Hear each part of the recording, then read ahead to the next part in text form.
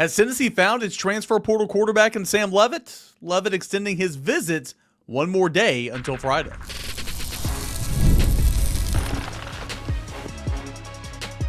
You are Locked On Vols, your daily podcast on the Tennessee Volunteers. Part of the Locked On Podcast Network, your team every day. What is up, everybody? Welcome into it. Friday morning Locked On Vols. Appreciate you guys for being here, making Locked On Vols a part of your morning routine, your first listen, your first watch each and every single day. I am Amare, Cain, the host here at Locked On Vols. Can't thank you guys enough, you guys and gals, for being here and making us a part, again, of your morning routine, your first listen, your first watch here on Locked On Vols. We're a part of the Locked On Podcast Network, where it is your team every single day. Today's episode is presented by the great people over at FanDuel Sportsbook. Before tip-off, listen up. Check out the FanDuel app and see what's dropping during NBA Happy Hour every Friday. That's today from 6 to 7:30 p.m. Eastern Time. A big shout-out to FanDuel. And you guys know it, Locked On Podcast Network, the number one sports podcasting network available right now. Transfer portal.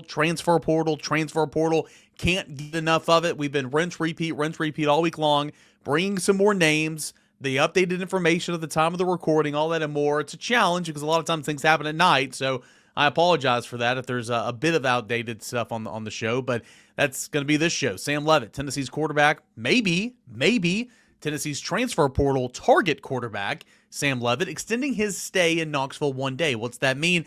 We've got Flashback Friday with Neyland Press Corps Noah Taylor looking back at the Sugar Vols of 1985, coming up in segment number 3, and Tennessee did add a commit on, I guess it was Wednesday night, and cornerback Kayin Lee. What's that mean for the Volunteers? That's coming up here on today's show. All right, so Sam Leavitt, we discussed the possibilities and what it could look like in Tennessee's offense with Sam Leavitt on yesterday's show. A little bit of rinse and repeat of that as well. But the big news here is Sam Leavitt is extending his stay through Thursday, and he will be leaving Tennessee on Friday. Originally, he got to campus Wednesday evening, and he was going to leave on Thursday. But Sam Leavitt extending his stay. What's that mean? Does that mean he wants to spend more time with the coaches?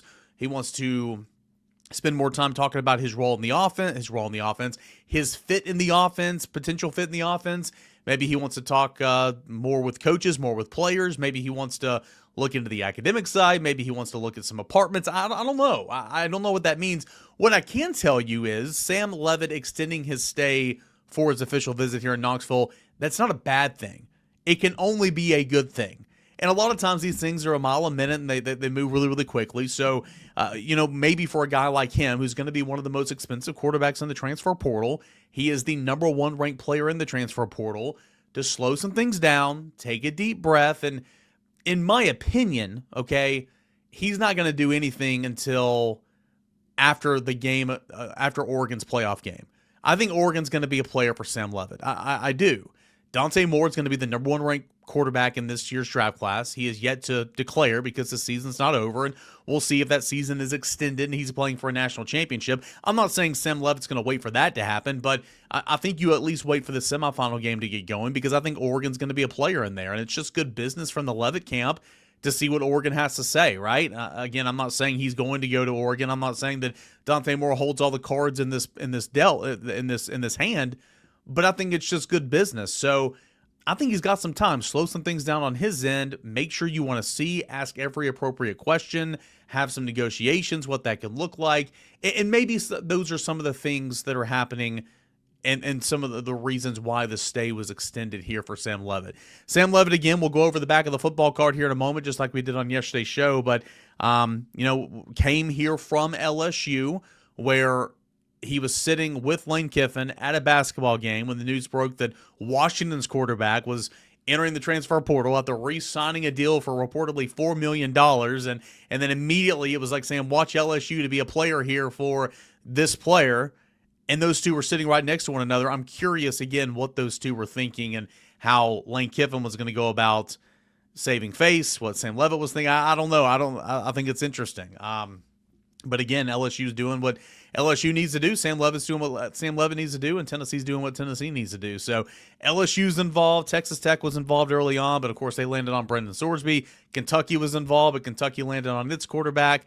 I think Oregon can be in play here. I think Miami can be in play here as well. They're playing in the playoff. So it's interesting. But again, going back to what I said, him extending his stay, that's not a bad thing for Tennessee. Tennessee still would love some resolution on the Joey Aguilar situation.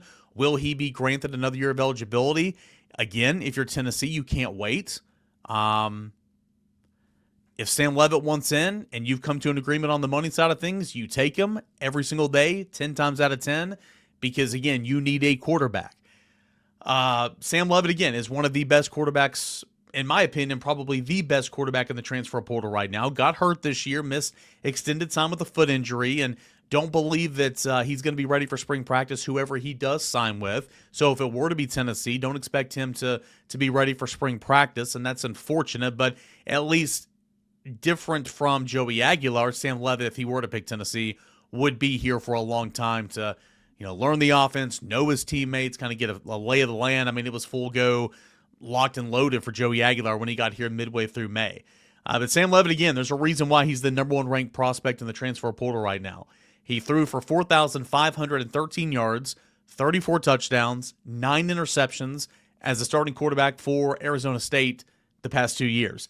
He added 743 yards on the ground with 10 rushing touchdowns as well, while completing 61.3% of his passes. He was the Big 12 newcomer and freshman of the year back in 2024. And, of course, he led Arizona State to a spot in the college football playoffs. So, originally signed to Michigan State, transferred after a redshirt year to Arizona State, and that's when he took off as a redshirt freshman. So, yeah, this is intriguing to me. Again, quarterback is what anybody cares about. Quarterback's a sexy position. I get all that. There are plenty of things that Tennessee needs to address in the transfer portal, and I think Tennessee's starting to pick it up a little bit. Maybe by the time of this recording, there will be another commitment. Potentially, I think there's a couple that Tennessee has on the line that are just trying to get to that finish line, get across the finish line. I'm not saying Sam Leavitt's one of those, but I think Tennessee's starting to pick it up a little bit, but there's obvious needs. Tennessee needs at least, in my opinion, 3 more defensive backs. At current standing, Tennessee needs 4 defensive linemen. Tennessee still needs a linebacker. Tennessee still needs, at the time of this recording, a kicker, a running back, got its offensive tackle. There's some different things that Tennessee needs to do here, but again, no one's going to be upset that Sam Leavitt is still on campus. So you guys know my stance on this. I think that I'd be fine with Joey Aguilar being Tennessee's starting quarterback next year. Again, can't bank on that, can't sit around and wait on that, but if it was Joey Aguilar, I'd be fine with that. You talk about a guy that's coming in here that led the SEC in passing, clearly has an arm, obviously was being bothered towards the end of the season and had surgery to remove that benign tumor on his bicep, and I think that might have been a big reason for ball security issues in the last month of the season in November. Maybe why the touchdown yard or the yards passing started to trickle down a little bit. I'm not saying that that's the entire reason. I'm saying that could have been a contributing factor, but I'd be fine with Joey Aguilar another year. But again, you can't just sit around and wait on that. If you miss out on Leavitt and Joey Aguilar is not granted another year of eligibility, I'm fine with going to get a quarterback from the lower levels, bringing him in to compete with George McIntyre, to compete with Faison Brandon, and see what you got. It might not turn out to be a Joey Aguilar situation. I recognize that, but man, you'd be saving a whole lot of money. But what are you going to do with that money? How are you going to take advantage of that money if you do save that? Again, it's all about it's the Wild Wild West out there, right? So I'm intrigued to see what happens here. Sam Leavitt, again, is scheduled to leave campus sometime on Friday. So I'm intrigued to hear kind of what his exit interview is if he does talk. I know we're going to try. If I were advising him, I'd probably not talk, but hopefully he will talk, and we'll kind of see what he has to say about Tennessee and see what his future plans are on what his next week looks like, if he's going to go anywhere else or anything. So I think that's pretty interesting, right? I don't think anybody's going to be upset if Sam Leavitt is the quarterback at Tennessee next year. It's going to be pricey. We know that. But you're talking about a guy that's one of the most established quarterbacks in college football right now, will be coming off an injury. But given the options, right? I mean, Ty Simpson was talked about a little bit on the show earlier this week. He's, of course, going to the NFL. Joey Aguilar, we just discussed. I mean, Tennessee, I don't think was ever in on Josh Heupel. Tennessee liked the idea of Brandon Sorsby, but not at $5 million. Okay? That made no sense to me. Again, the biggest question, the biggest anticipated resolution to come is quarterback and what Tennessee plans to do at quarterback. But the fact that Sam Leavitt is still here on campus, extended his visit by another day, that is a good thing for the University of Tennessee, and we will see if Tennessee can make some real headway in terms of, seeing if, Tennessee's got a seat at the table, no doubt about it. The fact that he's on campus, it means Tennessee's real. But can Tennessee be a player and be the final team standing? We'll find out in the coming days as Tennessee's quarterback pursuit continues with Sam Leavitt on his official visit right here in Knoxville today. Hey, when we come back, Tennessee did pick up a commit from the transfer portal, an experienced corner from the Southeastern Conference. Who was he? What has he done well? And what's the updated board look like for some names on campus now, yesterday, and to come this weekend? All that and more is coming up next. We continue our portal chatter right here on Locked On Vols. Let's talk about something that most men don't want to bring up, but you absolutely should. Stress from work, money, life, it doesn't just switch off at night, and when it shows up at the worst possible time, Rouette Ready is designed to help you take back control. Rouette Ready is a next-generation prescription treatment created to support both the brain and the body, so you can feel present, you can feel confident, and you can feel ready when the moment matters. Rouette Ready combines 3 clinically proven ingredients in 1 mint that dissolves under your tongue so it absorbs fast. You can connect with a board-certified doctor online. Everything ships discreetly to your door, and there's a reason why over 150,000 men have already made the switch. Most men are about ready in 15 minutes on average, so you can stay present, confident, and control when that moment is right. So, if you've been thinking about making that next step, now's the time. Head on over to Rouette.com/LockedOnCollege. That's Rouette, Rougiet.com/LockedOnCollege to get 15% off your order for a limited time. Rouette Ready. Feel present, feel confident, feel ready with Rouette. So Tennessee added its 3rd transfer portal commit. This was actually Wednesday evening, close to Wednesday night, and cornerback Kayin Lee from Auburn.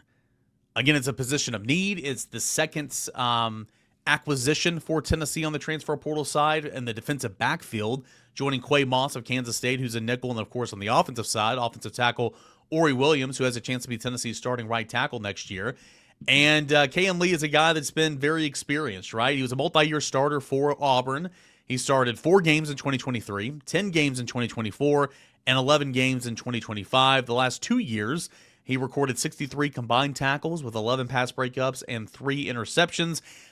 He's originally from Georgia. He was an Ohio State commit out of high school, so he knows Jim Knowles. He knows that he has that relationship. And Tennessee won out in this recruitment over Ohio State and Ole Miss as well. Last year, he played 582 snaps at corner, which is about 200 less than what Ty Redmond and Colton Hood ended up playing as Tennessee's corners this year. 336 snaps as a rookie in 2023 and 642 snaps in 2024. He was graded out at Pro Football Focus this past year at 62.2. And in coverage, this year, he allowed 21 receptions on 41 targets, 254 yards, no touchdowns, with 1 interception this fall. You take that, that's some pretty good numbers right there. He also added 4 pass breakups, and his Pro Football coverage grade was 66.7. So I like this move because, number one, it's a position of need. Corner. Ricky Gibson gone, Colton Hood gone, Jamal McCoy gone, William Wright graduates. I know he's not in the area code of the 3 I just mentioned, but position of need and SEC experience. And he's been very productive in the Southeastern Conference. And I think you pair him with Ty Redmond. I think Ty Redmond's going to be a very, very good player. Ty Redmond turned a corner about midway through, guys. And it's not just because they picked on him because he's a true freshman, but a lot of times they just picked on him because he wasn't Colton Hood. And that's not his fault, but it's just facts. And he played really, really good football there in the month of November on into the bowl game. So I like the addition of Kayin Lee. I think Tennessee did a good job of closing on him, especially after Troy, transfer portal corner target, Jacquez White, yeah, that's his name, committed to Troy. I thought, to be completely frank with you, I thought Tennessee had that one done. Did not, and he committed to Troy, so it was really, really good. Or excuse me, he committed to Virginia Tech, came from Troy. So it was really important for Tennessee to get that done with Kayin Lee, and Tennessee did just that. All right. Let's look at the updated board, shall we? Quarterback Sam Leavitt's going to continue his visit and leave here on a Friday. Yesterday, Tennessee had transfer portal visits from Louisville kicker Cooper Ranvier. And there's an obvious connection there. He trains with James Wilhoit, former Tennessee kicker James Wilhoit. This year as a redshirt freshman, he was 13 of 14. from 30 to 49 yards. He was 2 of 5 on kicks 50 plus. On the year, he was 21 of 25, but he missed just one field goal from within 50 yards. I take that every single step of the way because those are the kicks you got to have, and he was pretty much dynamite from there. He was 19 to 20 field goals again from 50 yards in, 2 of 5 from 50 plus, 39 of 41 PATs. Needs to be 41 of 41 if you're going to be Tennessee's kicker. But overall, that was a kicker that was on campus, and I think that there's some confidence there. We'll see where Tennessee lies with that one here in the coming days, but there is a connection there with James Wilhoit, former Tennessee kicker. An interesting visitor Tennessee had on campus yesterday is return specialist, wide receiver, Gavin Freeman, Oklahoma State. If Tennessee were to land Freeman, I think he would be a wide receiver option, but I think he would be brought in more in terms of the return game. Tennessee's really college football in general, especially kickoff return, it's just kind of being phased out. Nobody really returns kicks much anymore. I know Joakim Dotson did in the Music City Bowl, and that was off a muff reception to begin with, but nobody really returns kicks anymore. But Gavin Freeman's a pretty good return specialist. You look at what he did at Oklahoma State. He returned in 2025. He returned 17 punts for 68 yards. He returned 3 kicks for 44 yards. He returned a punt in 2023, or 2023, while with Oklahoma. He started his career at Oklahoma, was an honorable mention Big 12, all Big 12 performer in 2023, where he returned 18 punts for 122 yards and a touchdown, and he returned a couple of kicks as well. So I wouldn't say that he's like Velus Jones, Desmond D. Williams or anything, but I think Gavin Freeman could be an option that Tennessee could turn to return kicks if Tennessee's able to land his commitment. Now, what he did receiving the football, again, he's kind of like a gadget player. He was a true wide receiver for Oklahoma State this past year, breakout year in terms of being a wide receiver, 481 yards on 53 receptions, 4 touchdowns. But he also carried the football 12 times for 48 yards. Prior to this past year with Oklahoma State, I think he had like 19 receptions in 3 other seasons for like 130 yards and 1 touchdown. So, like, he's not been a great wide receiver throughout his career, but he's ran the football, he's caught the football, he returns the football. I think Gavin Freeman's an interesting one. And again, brought him in. I don't think Tennessee doesn't really have a need at wide receiver based on who they have coming back and who they're bringing in.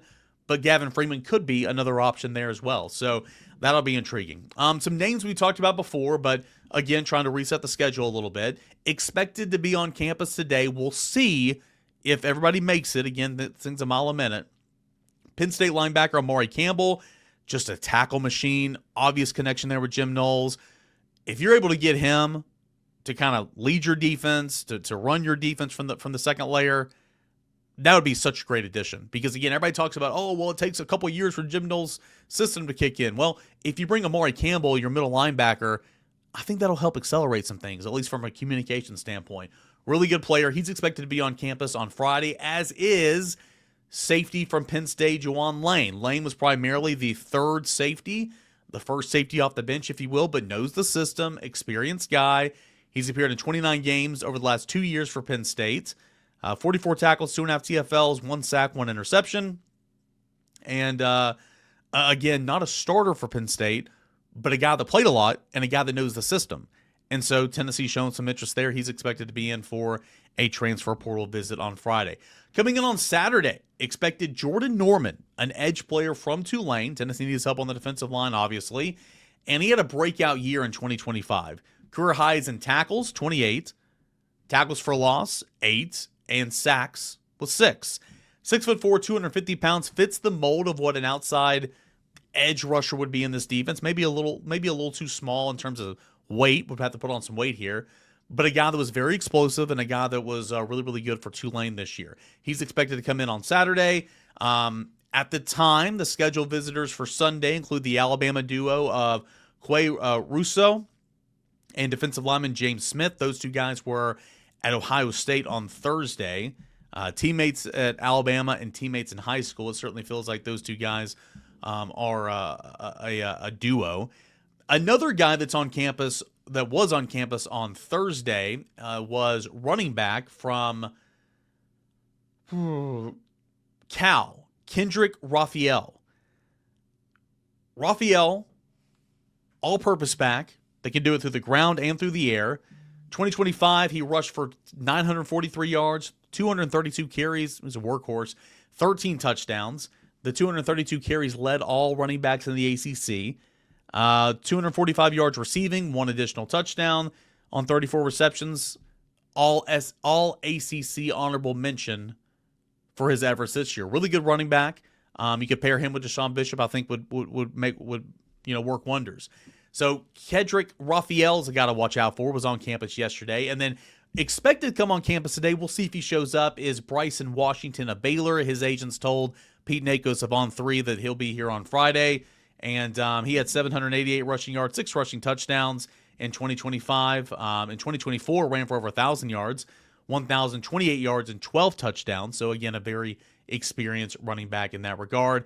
Of course, Tennessee also hosted earlier this week Zylan Perry. Thought that one was close to getting done. I think the two have parted ways, so I think Tennessee's moved on from the Louisiana Lafayette running back Zylan Perry, but still, Tennessee needs a running back to add with Deshaun Bishop, and we'll see if that can be one of the two of Kedrick Raphael, who the more I look into, I really, really like, or Bryson Washington of Baylor. All right, that will do it here for the updated board. If anything big happens over the weekend, maybe we'll come back to a bonus show, but that's where we are right now. And again, I think Tennessee's got a couple guys on the line. I think Tennessee's close to getting a couple more commits. Maybe by the time this airs, they have committed. We'll see. But I do think Tennessee's close on a couple of ones. Need to get to the finish line, but still have some big-time work to do. But, are hosting guys like crazy right now, so that is a good sign. We're going to host Noah Taylor of Neyland Press Corps for a little Flashback Friday coming up to conclude this week's worth of Locked On Vols, talking about one of the favorite teams in all of Tennessee football history, the Sugar Vols. That's coming up next right here on Locked On Vols. The wildcard round is here, and FanDuel is officially in playoff mode. Every game day during NFL playoffs, FanDuel is giving customers even more ways to get in on the action. Right now, every NFL playoff game day, FanDuel gives a profit boost pack waiting for them inside. So FanDuel users, you have a profit boost pack waiting for you inside the app. How does that work? Well, you open your profit boost pack first thing on game day to see what the boost that you can apply. The boost lets you lean into your game day instincts, whether you're backing momentum, defense, quarterback play, or coaching, and the boosts give you more juice on bets you already like instead of forcing you to bet on something new. Every play feels bigger, and the boosts make your bets feel that way as well. You can make your picks, then apply your profit boost to go after even bigger payouts with FanDuel during the playoffs as they get rolling this weekend. So visit FanDuel.com. Go to FanDuel.com or open the FanDuel Sportsbook app. FanDuel is the official sportsbook partner of the NFL, where you can grab your profit boost pack every NFL playoff game day. And, of course, don't forget to check out the NBA playoff window Friday nights at 6 to 7:30 Eastern Time. Check that out tonight as well. And for NFL game day, check out the profit boost pack every NFL game day right here at FanDuel and on the FanDuel Sportsbook app. Well, welcome back on the show. It's been a couple of weeks with the holidays and all that. From Neyland Press Corps, Noah Taylor. I guess today would be Flashback Friday, Throwback Thursday, Way Back Wednesday. Today's Friday, so yeah, Flashback Friday.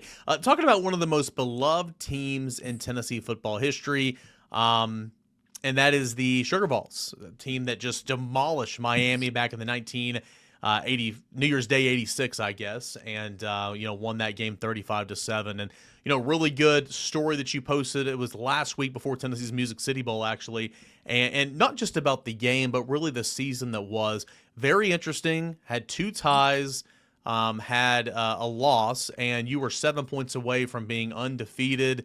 Maybe in the national, I'm about to say college football playoff, maybe in the national championship conversation, but obviously ended the season on a high note and so many different layers. Let's start with the first layer in Jeff Powell, who was the story of the game. And he was a track star that was an All-American at Tennessee, pretty much demands a spot on the football field. They're like, all right, man, you can try out, but you ain't going to make it. Makes it, works his way up, and then as the season progresses, he turns into be a focal point, not just as a returner, but a running back, and he had one of the biggest score. He had the score that put the game away in the Sugar Bowl.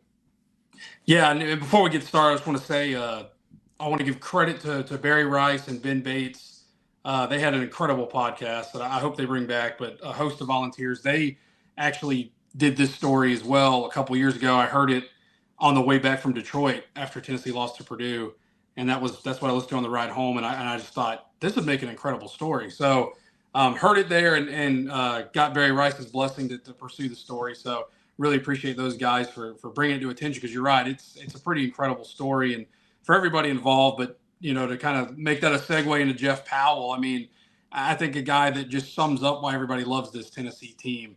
A Tennessee guy, he was from the Nashville area, a world-class athlete as a track star, ended up at William and Mary, and then decided, always wanted to play Tennessee football, played football in high school, obviously did not at William and Mary. He was focused on track and playing in the Olympics as well was kind of his focus. And but had a chance to come back to Tennessee his final year of school and did. And, walked into Doug Matthews' office one day, was the running backs coach at Tennessee at the time. And, wanted to try out for the team. And I think at the time they kind of saw him as a warm body, a guy to have in the room there maybe. They had Charles Wilson and Keith Davis were the two main guys in that running backs room. There wasn't really a whole lot of prospects that Jeff Powell would see the field in a meaningful game, but a guy that bided his time, came in, did the things he was asked to do. There's a funny part in the story where, he was asked to play in a JV game. And now when I talked to him about this, he said, he told Coach Matthews, absolutely not. Like there's no way I'm doing this. I'm a really good athlete in one sport, All-American. He was an All-American track star. And thought, that I'm too old, basically I'm a senior. It's my last year. There's no way I'm playing in the JV game. And eventually was able to get talked into doing it and played well. And the purpose of it was basically the coaches didn't really think he'd see the field in an SEC game. And so it was like, look, you don't have a lot of film to go by. If you do want to play at the next level, this JV game is really the best chance you're going to have to maybe get some film. And he played really well in it. He did really good.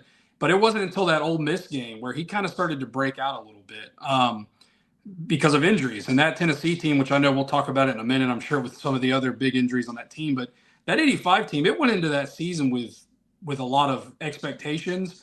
But by the middle of that year, I mean, it was kind of reeling with some of the guys they were losing. I mean, you talk about big what ifs in Tennessee history. They probably are winning, or at least have a stake in the national championship that year if they don't have some of the injuries they do. But they get some injuries late in that season. It gives Jeff Powell a chance to get on the field, and he proved it, obviously, enough to get the call in one of the biggest moments against Miami in the Sugar Bowl.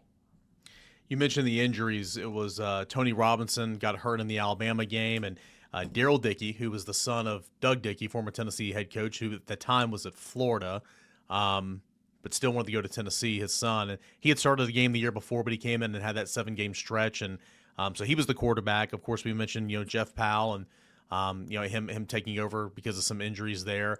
That Miami team that they beat in the Sugar Bowl. I mean, that Michael Irvin, who you see on the sidelines now for Miami, he's everywhere. But Michael Irvin was playing in those games. Vinny Testaverde was the quarterback. Just a really, really unique story. And I think the other part of this story that you wrote that you guys can check out at Noah's Substack, Nealon Press Corps, that I thought was just so intriguing. And like, you don't see that nowadays. You really don't. You had a month off, following into the regular season to the bowl game. Oklahoma was looking for a national championship, right? They had lost to Penn State to Miami a couple weeks before. Tennessee's about to play Miami. You had Doug Matthews that went out there and spent a couple of days and watched film and watched practice, went over the game plan. Oklahoma gave Tennessee the blueprint, having lost to Miami already.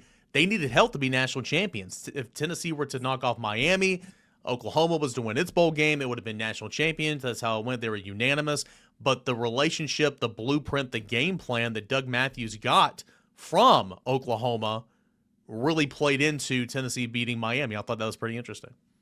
Yeah, that was probably my favorite part of the story, is just all of the connections you had with these guys. Doug Matthews was an Oklahoman. He played at Vanderbilt in the late 1960s, but he was from Oklahoma.